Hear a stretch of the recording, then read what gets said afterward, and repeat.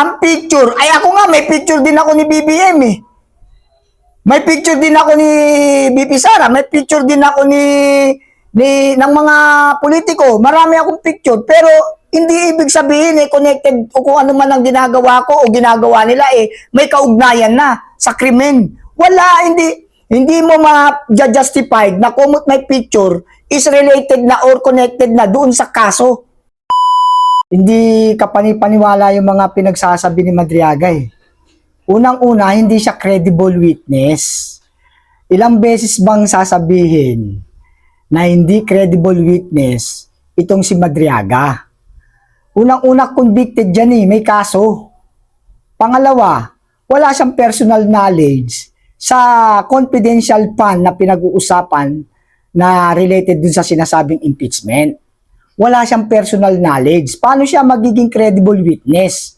Ang nakapagtataka, hindi man siya credible witness, tinanggap siyang maging witness. At alam mo ba na kinukuha pa yan dun sa kulungan at dinadala dyan sa hearing? Tingnan mo kung gaano laki ng gastos ng gobyerno para dyan.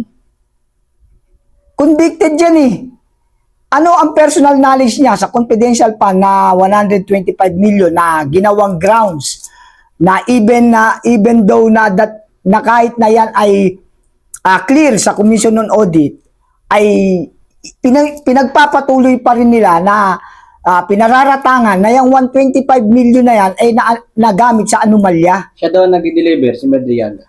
Oh, di patunayan niyang siya nagdi-deliver. Ano connection May pinakita siya na kotse, gano'n, na ginamit niya daw sa pag-deliver. Oh, kahit sino pwedeng magsabing may kotse ako, ginagamit ko. Anong kaugnayan noon? Ano ang direct connection noon kay BP Sara?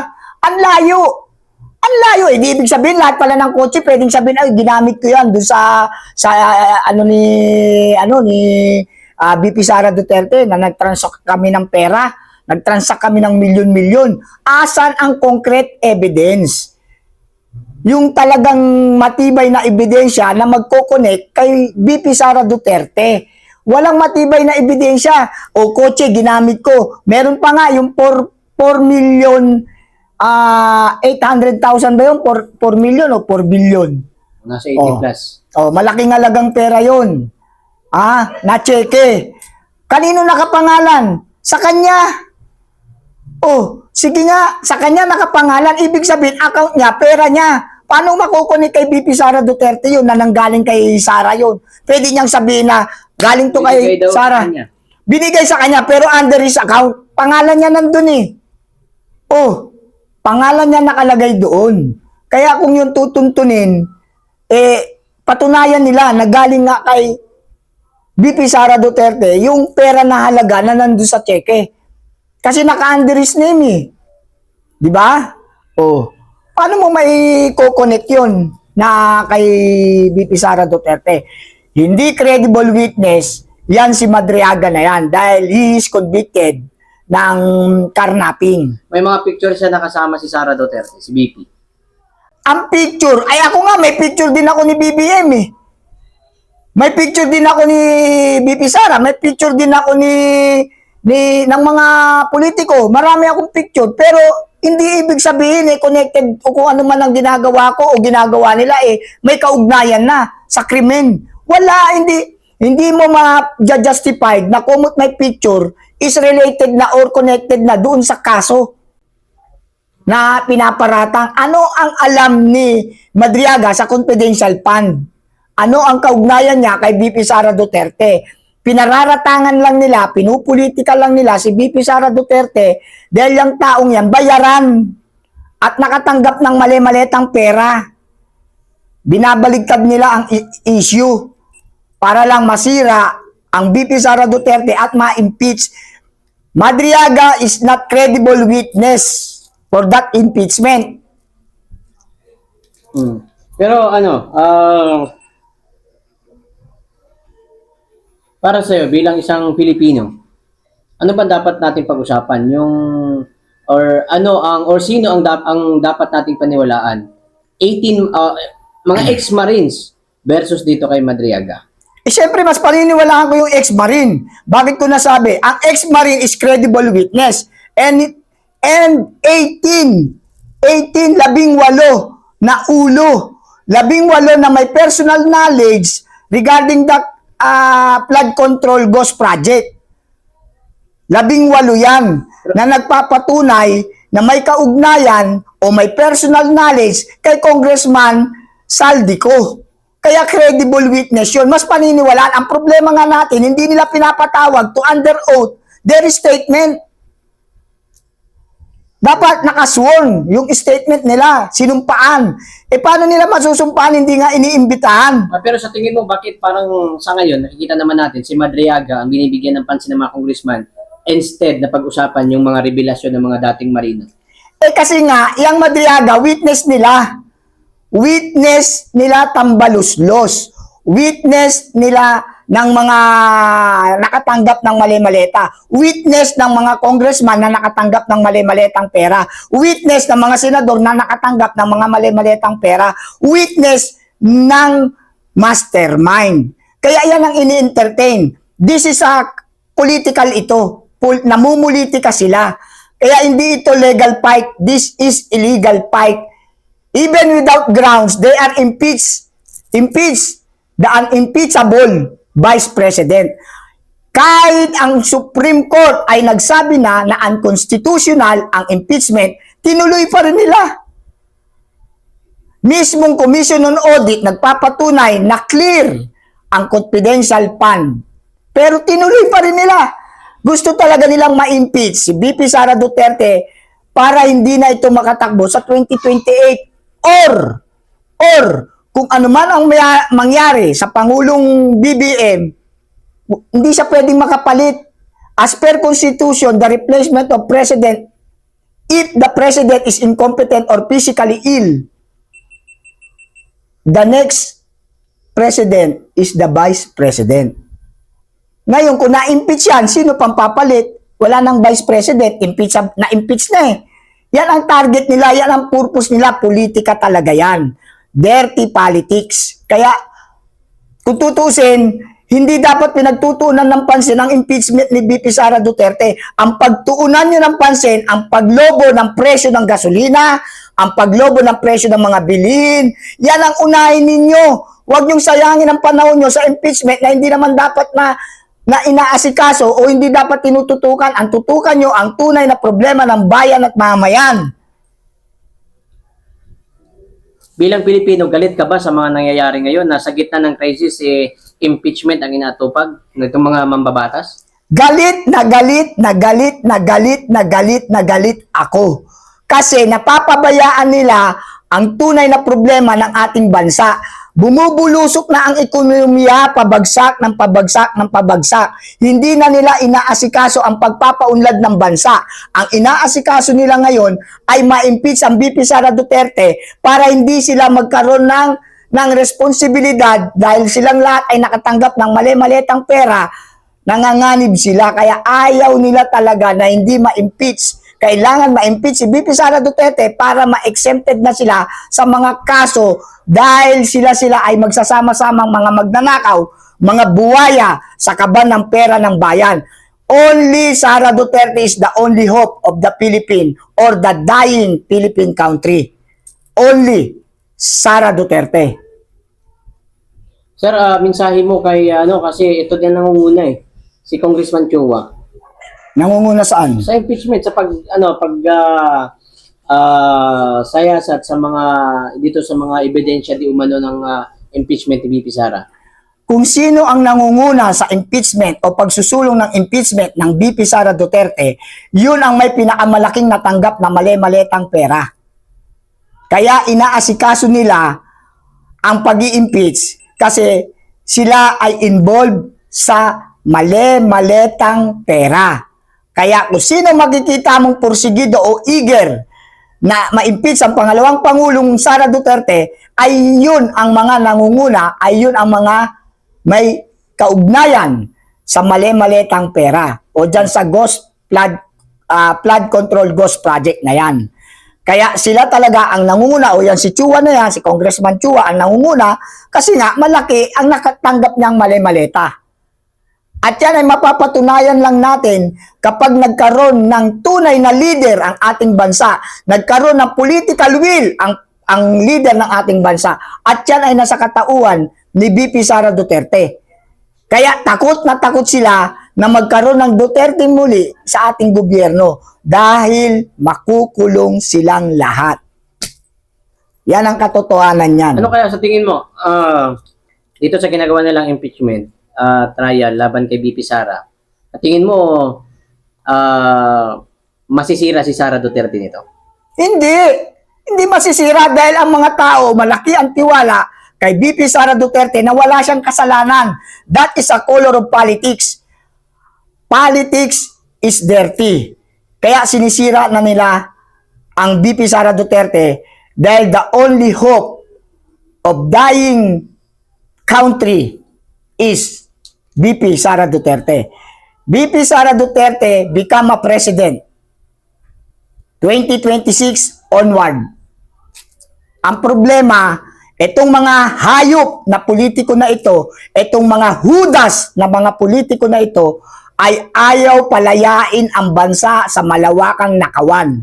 Ang gusto ng mga politikong buwaboy, buhaya sa kapal ng balat, baboy kung lumamon ng pondo ng bayan, ang gusto nila ay manatiling magnakaw sa kaban ng bayan. Walang contentment. Hindi na sila nakontento. Gusto nila lahat ng pera ay napunta sa kanilang pamilya. Hindi na nila iniisip ang kapakanan ng bansa at ng mamayan Pilipino. Puro pangungurakot ang nasa utak. Kaya galit sila sa mga Duterte. Gusto nilang burahin ang mga Duterte sa ating gobyerno na hindi gusto ng mga mamayang Pilipino. Dahil nung term ng Pangulong Duterte, nung tatay ni Pangulong Rodrigo Roa Duterte, napakaganda ng Pilipinas. Nagkaroon ng respeto ang iba't ibang bansa sa atin. Tiningala tayo at maging sa peace and order. Ang peace and order during the term of President Rodrigo Roa Duterte, the Philippines is very peaceful country.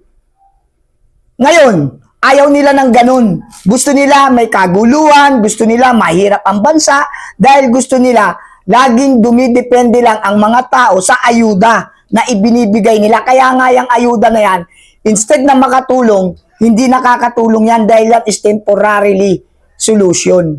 Hindi yan permanente o hindi long-term solution. That is a short-term solution na matapos mong makuha ang ayuda, maubos yan, hirap ka pa rin.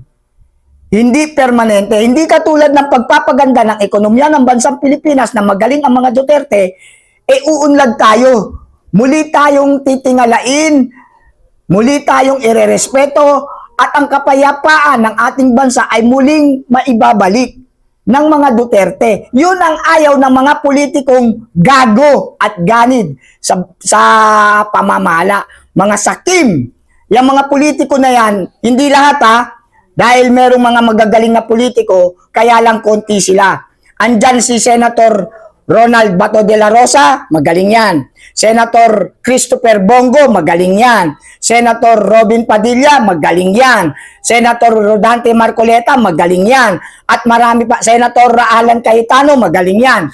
Yan ang mga aasahan natin. At yung new gen na mga congressman natin, Congressman Kiko Barsaga na pinulitika nila, Congressman Libiste, Vice Mayor Respicio, marami rin tayong magagaling, kaya lang outnumber sa dami ng mga buhaya at baboy sa ating gobyerno. Outnumber sila. Kita nyo nga, pinipersonal na sila, pinupolitika na sila. Si Senator Ronald Bato de la Rosa, hindi makadalo kasi nga, sabi nila may ICC warrant of arrest.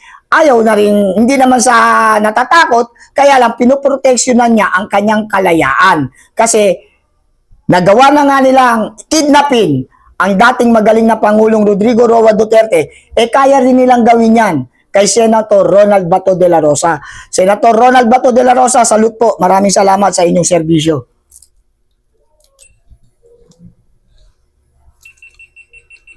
Damihan mo para ma-stack ka.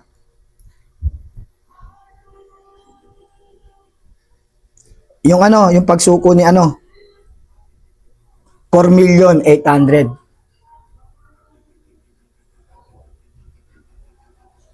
4,800,000. Dalawa yan.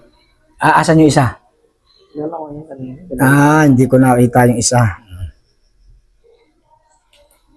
Sa mga ibang mga personalities, ewan ko kung yun ay dapat patawarin o hindi. Whether or not pinagsisihan niya ang aking puntos, ang isang tao na nagpapalit ng prinsipyo na para lamang nagpapalit ng damit ay hindi katiwatiwala. So yun po ang aking mga issue sa kanya. Okay. Follow up lang po, attorney, ano? Halimbawa po kung lumapit po sa inyo si Attorney Ruel Guason at makikipag-ayos, handa po ba kayo makipag-ayos? Hindi, wala namang dapat ayusin eh. Talagang hindi siya katanggap-tanggap sa akin as a person and as a politician. Yung kanyang mga prinsipyo ay hindi po katanggap-tanggap sa akin because I do not like hypocrisy. Ayoko ng doble cara, ayoko ng traidor, at ayoko ng walang paninindigan na tao. Hello kayo. Attorney, paano po pag kinausap kayo dalawa ni Attorney Guanzo ni BP para po magkaayos para sa maging kaalyado niya sa 2028 election na tatakbong mga bilang senador? Wala pong problema kung si Binibining Guanzon ay endorse ng kahit sino including VP Sara. Yan po ay prerogative nila. Ano po? Pero hindi ko kailanman mai-endorso si Binibining Guanzon, hindi ko maaaring sabihin na baliwala lang yung kanyang mga sinabi at lalong-lalong hindi po maaaring kalimutan yung mga ginawa niya po na para sa akin ay nagpapahiwatig ng lack of principle, lack of dignity, and lack of respect for the rule of law. Sir, excuse me, if ever po si Ma'am Guanzo na po mismo ang lalapit sa iyo at humingi po ng kapatawaran kung may mali siya, ano po ang masasabi? Wala siyang kasalanan sa akin kaya wala akong dapat ipatawad sa kanya. Oo. Ang kasalanan niya ay sa sambayan ng Pilipino. Kung tatakbo siya at siya ay mananalo, ibig sabihin pinatawad na siya. Ganun lang po. Wala pong personal ito. Walang Bagamat personal. nagkasuhan kami, sa ngayon ay may kaso siya na graft sa RTC ng Bulacan na aming isinampa. Oo. Sa amin po, this is a matter of principle. This is not on a personal level. Kasi alam niyo po, hindi alam ng iba. Magkaibigan po kami. Magkaibigan kami. In fact, noong isang beses na nagkita kami sa COMELEC nung hindi pa nagkakagulong ito, niyaya pa niya ako magkape doon sa kanyang tanggapan. Ang sabi ko na lang, wag na po, Commissioner, kasi yung kaso, kaya ako nandito, may kaso ako, nasa inyong division, baka bigyan pa ng kahulugan noong ating kalaban inariyan. So, wag na po. Magkaibigan po kami yan. In fact, eto nakakatawa, sinuportahan ko pa siya noong may hidwaan sila ng Duterte Youth Party List, kasi sa aking palagay, tama siya roon. Pero sa pagkakataong ito, ang nakikita ko sa mga ginagawa niya na as late as 2025, sinasabi niya, ano daw ang Diyos ni Pastor Kibuloy? Diyos pa ng pera. Ang sinasabi niya, bumawi na lang kayo dahil sa graft and corruption ni Vice President Duterte. Ginagamit pa niya si Vice President Duterte para makakuha ng boto noong 2025. Natalo naman yung kanyang party list, di ba? Sabi, bumawi kayo, ako na lang iboto nyo. O, pako 2026, magsisisiksik siya rito. Anong klaseng tao yung ganon? Of course, kung yun ay patatawarin ng mga Duterte at siya'y tatanggapin, wala po sa akin yun. Hindi po natin pwedeng saklawan ang damdamin ng mga Duterte. Pero sa akin po talaga, para sa akin, irreconcilable ang differences namin. Kasi ayoko magkaroon ng isang senador na ganyan po ang ugali. Iyan ngayon, dati, dilawang-dilawan. Kung ano-anong sinasabi laban kay Vice President. Ngayon, sisiksik. Pag naging senador yan, yan ba maasahan mo na kakampi mo? Baka Mariso Ontiveros tayo o Bongbong Marcos. Attorney, may pangamba po ba tayo, attorney, na maging second Tolentino? Maaari, hindi natin nga alam, kaya nga dapat tayo mag-ingat. Tignan natin yung track record. Ang importante po rito ay isang salita, consistency. Mas gagalangin ko pa yung mga katunggali natin ngayon na katunggali natin mulat sa pool kesa isang kakampi na dati katunggali na maaaring maging katunggali na naman kasi hindi nyo maasahan yung mga ganyang tao. Sa madaling salita po, attorney, hindi ho kayo titiwala sa kanya. Oo, yun, mismo. Oo. Attorney, pwede po malaman kung anong sinampan yung kaso at saan po lugar? Sa ombudsman po na ngayon ay nililiti sa Regional Trial Court ng Bulacan. Graft po at saka yung violation ng regional revised penal Anong code. taon po yun, attorney? 2 years ago po. Naunawaan na namin. Attorney, yung Hindi po nito Pag ganong kaso, hindi na pwede nga yung kasi sa kaso na yung na Oo. hindi na dapat Attorney, Hindi talaga on matters of principle mahirap eh. Salamat po, attorney. Salamat po. yung kaso na kasi usapan niya. Kasi pwede siyang balikan. Mahirap yung gano'n kasi sa endorse. Pagkatapos titirahin si Sara. Attorney. nagpipishing attorney. Nagpipishing na naman siya. Fishing siya, mga vloggers na malilit ngayon. Kaya ayaw namin patulan. Alam nyo kasi, yung sinasabi kasi nila, di ba? Politics is addition. Tama po. Oo, tama yun. Tama. But not at the expense of principles. Si Tatay Digong hindi nakipag-compromise yan. Ha? Kita nyo, kahit noong klarong-klaro na mananalo si BBM, binabatikos pa rin yan. Sinasabi niya, weak leader, Tuloy-tuloy pa drug rin. user. Opo. Sabi ni Tatay Digong yun, ha? Hindi ako. Correct. Kahit alam niya na kapag nanalo si BBM at hindi siya tumigil, maapektuhan si VP Sara, pati siya maapektuhan at nangyari na nga, hindi siya tumigil. Tuloy-tuloy Bakit? pa rin. Sapagkat yan po ang may tunay na prinsipyo. At yan ay ang Duterte. Opo, yan ang Duterte brand. Hindi dapat silang nagpapauto sa isang hunyanggo, na ang daling magpalit ng kulay. Dilaw ngayon, pink ano. Can you imagine, 2025 lang, binabatikos pa niya si VP Sara para lang ma-project yung kanyang candidacy, yung kanyang party list, natalo. So, what does she bring to the table? Dumami ang followers ni Guanzon, hindi dahil Dahil follower niya. siya ay sikat. Kasi talo nga yung party list niya eh. Dumami Dumami siya lang ang dahil followers dumikit. niya nung siya ay bumaliktad na at dumikit na dito sa mga DDS. So, she brings nothing to the table at baka masira pa tayo. Noong araw ng Davao, parang nandun siya, attorney. Oo, nandun siya. So hindi siya nakalapag dun sa entablado. Napumunta siya sa entablado pero kinonfronta ko siya. Kinonfronta ko siya. Nakausap Nakikita kayo, niyo. attorney? Oo. Hinarang ko siya. Sabi ko, pambihira ka. The nerve. The nerve. Pagkatapos ng lahat ng sinasabi mo kay VP Sara, you dare show your face here? Anong klaseng tao ka? Di ka ba nahiya? Pati kay Tatay Digong tinira din niya eh. So Sinabi pa niya noon, di ba? Dapat daw magpatingin ng utak si Tatay Digong. Di ba binalikan siya? Bakit Yes ako po. lang, di siya rin? Yes po. Di ba? At siya nagbablock ng kandidatura ni Tatay Digong. Bakit ngayon sisingit-singit siya? Maganda din to, attorney, na nalaman namin sa'yo kasi hindi namin alam na ganun pala ang situation. Kasi po, ang panawagan niya ngayon na lahat ng vloggers, small time or ni-invite niya. Pwede siyang mag-collab or ano. So, syempre, attorney, nagdadalawang isip kami kung ano ba talaga Nasa sa stance inyo niya. naman yun eh. Hindi ko naman kayo pipigilin eh. Oo. Lahat naman tayo ay may kanya-kanyang diskarte. We're all adults. Ang atin lang maging discriminating tayo.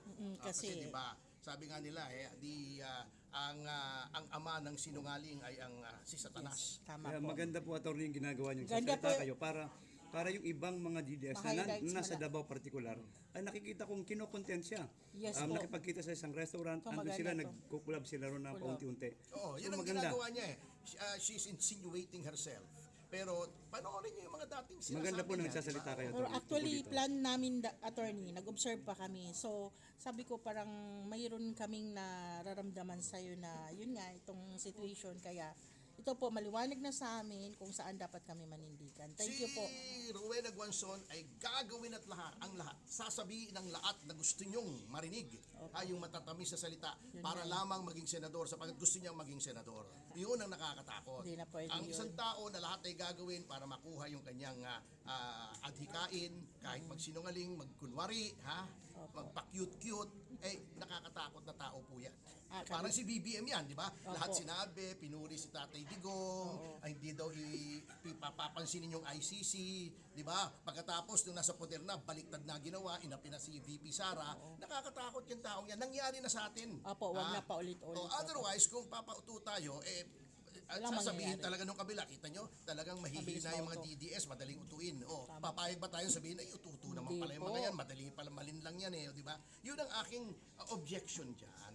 So, attorney, yung sweep na movement ni Attorney Guanzon from Dilao to Dilao to DDS, kasi ngayon palagi na siyang Nandun pa rin. buntot kay BP Sara. Ano naman pong masasabi nyo dito sa mga pro-Dutertes na nagsasabi na, ano naman ngayon kung nag-sweep na siya ng maka-Duterte na yung kanyang pag-iisip ngayon, na something na-realize niya yung pagbabago, kaya maka-Duterte na siya daw ngayon. Ano naman pong masasabi niyo sa kanya? Hindi ganun kadali yun eh. Baliktarin natin. Halimbawa, mamaya lumabas ako rito, pumunta ako Malacanang. Sabihin ko kay Lisa Araneta, Ma'am, Panyera, tama pala si BBM, he's the greatest president ever. Magaling yan. Yung mga DDS, mali ang sinasabi niyan. Tingin nyo, pagtitiwalaan ako ng mga yon? Hindi. Siyempre. Ba't pagtitiwalaan natin yung mga ganung tao? Tama. Diba? Tama po yan, attorney. Tama. Pumunta ako sa Malacanang ngayon. Ayoko na po sa DDS. Sa inyo na ako, Mr. President. Mali yung ginagawa ni Tatay Digong. Dapat talagang makulong yan. You think they will trust me? No. Hindi. Bakit natin pinagtitiwalaan Balimbing yung is tao a yan? balimbing. Oo. Palimbing po. Oo.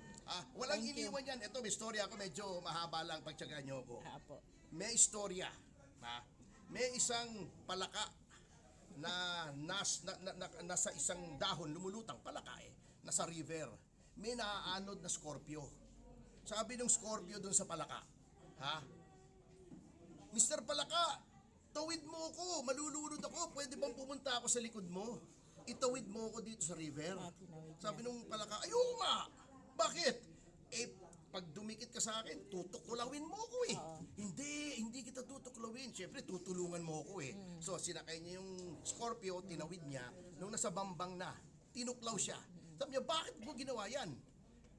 Sabi mo, hindi mo ako tutuklawin, pasensya ka na. Ganun talaga ako Nature niya. Hindi basta pwedeng magbago ang tao. Nature niya yun. Kung nature mo yun, na ikaw ay balimbing, traidor, sinungaling, ikaw na yun.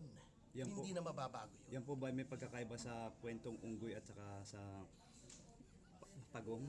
Iba naman yun. Ang sinasabi dito, hindi ganun basta nagbabago ang tao, di ba? Ang iyong kulay ay mananatiling kulay mo. Oo. Attorney, pwede malaman kung ano pong sinagot ni Attorney Guanzon dun sa pagkumpronta mo dun sa Davao. Sa Davao. Sabi niya, I don't want to talk to you. I don't want to talk to you. Kita mo, hindi siya sumasagot ngayon kasi alam niya, ang lahat ng sinasabi ko, totoo. Anong depensa niya? Sasabihin niya, hindi niya Facebook page yun. Nasa akin lahat ng resibo. May screenshot ako. Yung pinatadala ko sa GC natin. Yun attorney. Oo. Ano Yun mababasa nga niyo? po. Attorney, after nyo po mag-speech sa Davao, tapos after din po mag-speech ni Madam Rowena Guanzon, meron pong isang eksena, senaryo sa ibabaw mismo ng entablado, para nagtatalo ho kayo. Ano pong Hindi, napag-usapan? before yun, before. Before ba yun? Oo. Okay. Ano pong mga napag-usapan nyo nun? Yun nga, kinumpronta ko siya. I called her out. Kasi hindi naman tayo plastic Makipagkabayan tayo. Sinabi ko, ang kapal mo naman.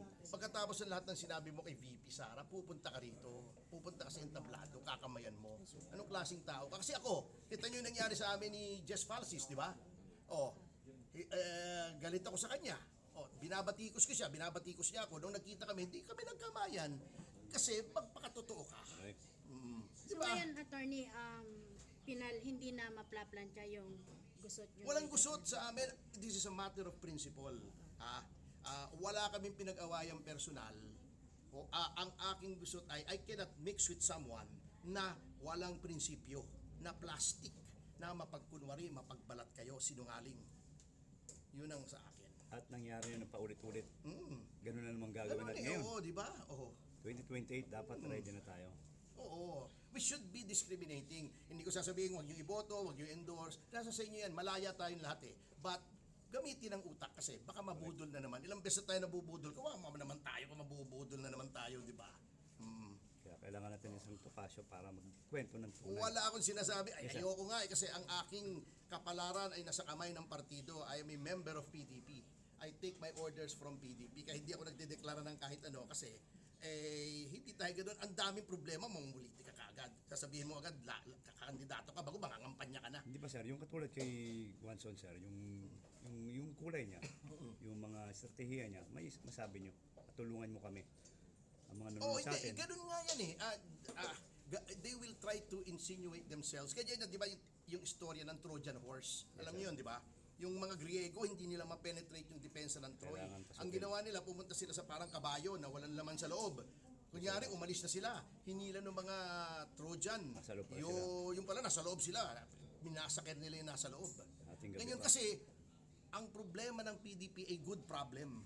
Lahat ng tao pumupunta sa atin kasi sinking ship ng administrasyon eh.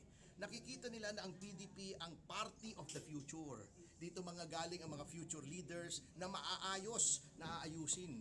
Ang ginagawa nila para hindi mangyari yon, siguro sa tingin nila sa dami ng dumadagsa sa PDP, nung kami nag-BMS sa Quezon City, in-expect namin 100, 250 dumating. Oh.